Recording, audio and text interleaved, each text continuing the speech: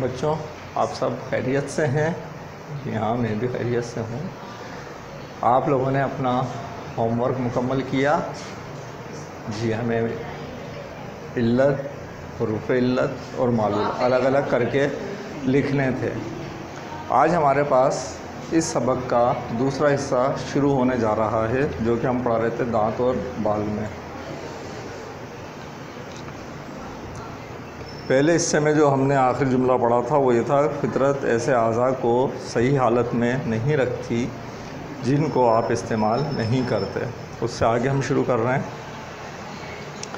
मिठास दांतों के लिए भी वैसी ही मुज़िर है जैसी मैदे के लिए मुज़िर।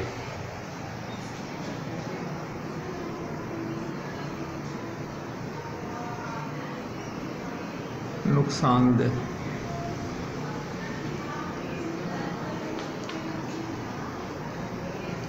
खतरनाक।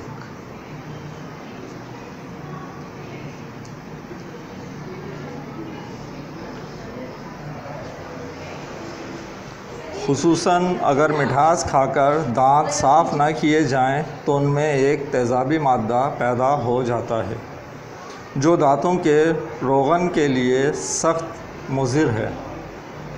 तंबाकू, पान और गोश्त का ज़्यादा इस्तेमाल भी दांतों के लिए नुकसानदेह है। हकीकत में दांतों की मजबूती दांतों की सफाई ही पर मुनहसर है। सुबह उठकर कीकर या नीम की मिसवाक से और खाने के बाद कम से कम 2 वक्त नरम ब्रश से दांतों को साफ़ करना सेहत के लिए बहुत ज़रूरी है। अगर रात को सोने से पहले भी दांतों को साफ़ कर लिया जाए तो दांत बहुत अच्छी हालत में रहते हैं। दांतों की तरह बाल भी इंसानी जिस्म के ऐसे अज़ा में से हैं जो ज़्यादातर खूबसूरती और ज़ेबाइश की चीज़ समझे जाते हैं। हकीकत यह है कि इनको भी इंसानी सेहत से इसी कदर ताल्लुक़ है जिस कदर किसी और उज़ू को।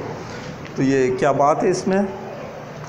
दांत और बाल सिर्फ़ नुमाइश की चीज़ नहीं हैं, बल्कि ये भी दूसरे अज़ा की तरह हमारे लिए बहुत अहमियत के हामिल हैं, सिर्फ नुमाइश की चीज़ नहीं है। इसके लिए दांतों के लिए तो ऊपर बता चुके कि क्या क्या करना है। अब बालों के लिए बता रहे हैं। बाज़ शौकीन बाल बढ़ाने के लिए दवाओं का इस्तेमाल करते हैं। बाल बढ़ाने का ये तरीका मुफीद नहीं बल्कि मुज़िर है। सर की वो जिल्द जिसमें बालों की जड़ें होती हैं बालों के गैर मामूली वज़न से कमज़ोर हो जाती हैं, और अगर दवाएं तेज़ ख़ासियत की हों तो जड़ें जिन्हें मस्साम कहते हैं ज़्यादा खुल जाते हैं और एक एक सुराख से 2 तरफ बाल निकलने शुरू हो जाते हैं। इसका नतीजा आखिरकार बालों के हक़ में नुकसानदेह होता है। सर के बालों के लिए रोग़न ज़ैतून की मालिश बहुत मुफीद होती है। सर को ताज़ा हवा पहुंचाने पर बालों और दिमाग की सेहत का बहुत कुछ दारो मदार है। नीम गर्म पानी और मखसूस साबुन से सर के बालों को धोना और फिर नरम ब्रश से बालों को संवारना बालों को अच्छी हालत में रखने का बेहतरीन तरीका है। सर को अक्सर खुला रखना चाहिए ताकि उसे भी ताज़ा हवा लगे, इससे दिमाग तरोताज़ा रहता है।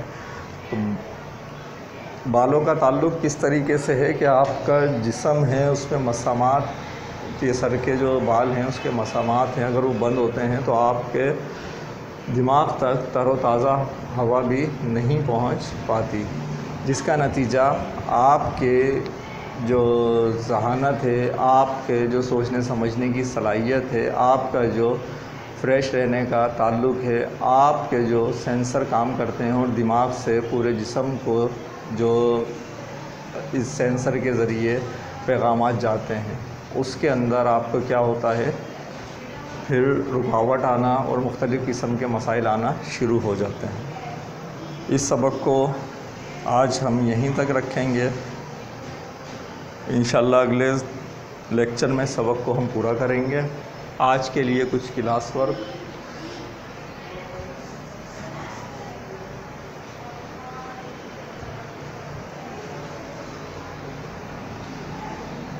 क्लास वर्क में सबसे पहले सवाल,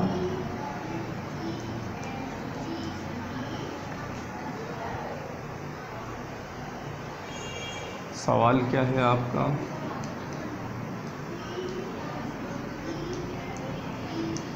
दांतों को साफ ना करने से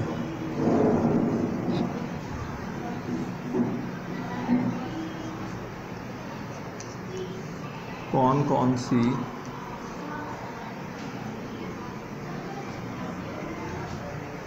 बीमारियां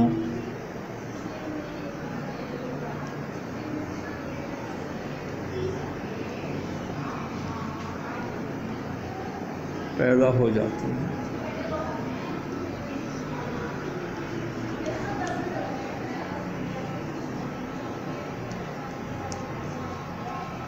ठीक है, ये एक सवाल हो गया आपका।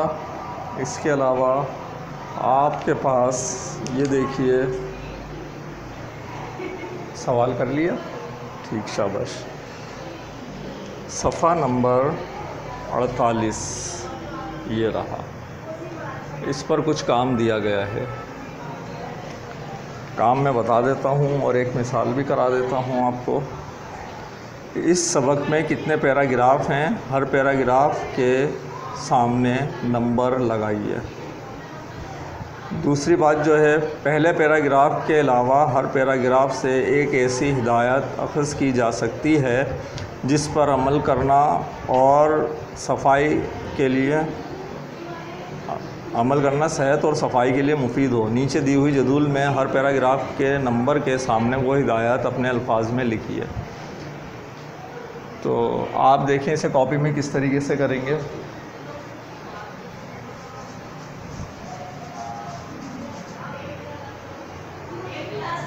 यहाँ पर आपने एक लाइन तो आपकी वो जो आपने ये कॉपी में खींच ली है। अब यहाँ पर आप लिखें ऊपर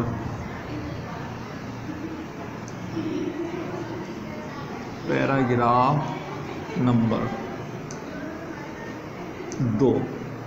2 से क्यों स्टार्ट ले रहे हैं? पहले वाले में तो इन्होंने पहले ही बता दिया है कि पहले पैराग्राफ के अलावा हर पैराग्राफ से, पहले पैराग्राफ में ऐसी कोई बात नहीं है जिससे हम सेहत और सफाई के लिए अख़ज़ कर सकें। वो सिर्फ़ वैसे ही बयान था थोड़ा सा, उसे मैं पढ़ देता हूँ। इस बात को शायद सब जानते हैं कि साफ़ और ख़ूबसूरत दांत चेहरे की ज़ेबाइश में किसी दूसरे उज़ू से कम हिस्सा नहीं लेते, मगर इस बात का ख़याल बहुत कम लोगों को होता है कि जिस्म की सेहत और आम तंदुरुस्ती के लिए दांतों की सफाई और मजबूती किस कदर ज़रूरी है।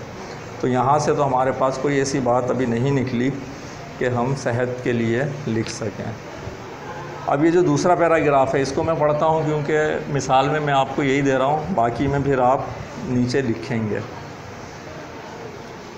पढ़ते हैं इस पैराग्राफ को। ज़ाहिर है कि हर किस्म की खुराक दांतों ही से चबाई जाती है और इस तरह सख्त चीज़ें पिस कर और नरम होकर मैदे में पहुंचती हैं। अगर दांत मजबूत ना हों तो अपना काम नहीं कर सकते और ख़ुराक के सख्त और बड़े बड़े टुकड़े मैदे में चले जाते हैं। इससे ख़ुराक की नाजुक नालियों और मैदे की नरम झिल्ली को नुकसान पहुंचता है और मैदे और इस किस्म की सख्त चीज़ों को हज़म करने की कोशिश करते करते बेकार हो जाता है। और मैदा क्या होता है, इस किस्म की सख्त चीज़ों को हज़म करने की कोशिश करते करते बेकार हो जाता है। तो दूसरा पैराग्राफ से जो बात हमें मिल रही है किस चीज़ के लिए, हिदायत के तौर पर, वो क्या है, ये आपने यहाँ हिदायत की हेडिंग डाली और यहाँ पर लिखा ग़िज़ा को अच्छी तरह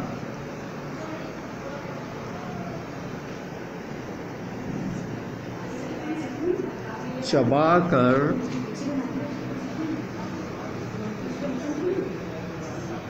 निगलना चाहिए।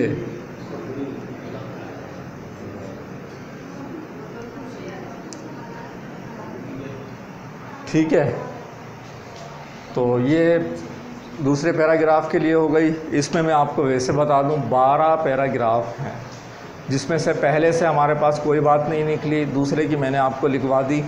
अब बाकी 10 पैराग्राफ में से जो एक एक लाइन है आपकी, इसको आप फटाफट लिख लीजिए। ठीक है, तो लिख चुके बच्चों। अब हम, ये हमारा आज का क्लास वर्क हो गया। होमवर्क ले लीजिए। होमवर्क में हमारे पास क्या काम है?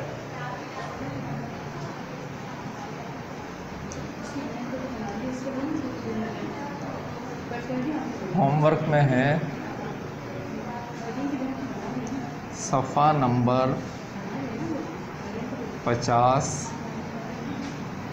से सरगर्मी नंबर 2 कॉपी में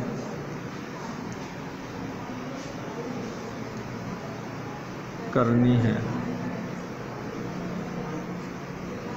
मैं अभी आपको दिखा देता हूँ, वैसे आपके पास ये डॉक्यूमेंट्स में भी मौजूद है। ये देखिएगा, ये आपके पास सफ़ा नंबर 50 और इसकी ये जो सरगर्मी नंबर 2 है। हमने हुरूफ़ इल्लत सीखे थे। ठीक है, अब इसमें से देखिए जो दूसरी बात है वो मैं पढ़ देता हूँ। क्योंकि और इसलिए हुरूफ़ इल्लत हैं, लेकिन इनके इस्तेमाल के मौक़े एक दूसरे से मुख्तलिफ़ हैं। नीचे दिए हुए जुमलों में इनमें से मुनासिब हुरूफ लगाकर खाली जगह पुर कीजिए। तो ये आपके पास 5 जुमले हैं जो आपको इसमें हुरूफ इल्लत लगाकर होमवर्क में पूरे कर कर लाने हैं। ठीक है, इंशाअल्लाह अगले लेक्चर में हम अपने सबक को मुकम्मल कर पाएंगे और बाकी रह जाने वाला काम भी मुकम्मल करेंगे। आज का सबक आपका यहीं तक का है। अल्लाह हाफ़िज़।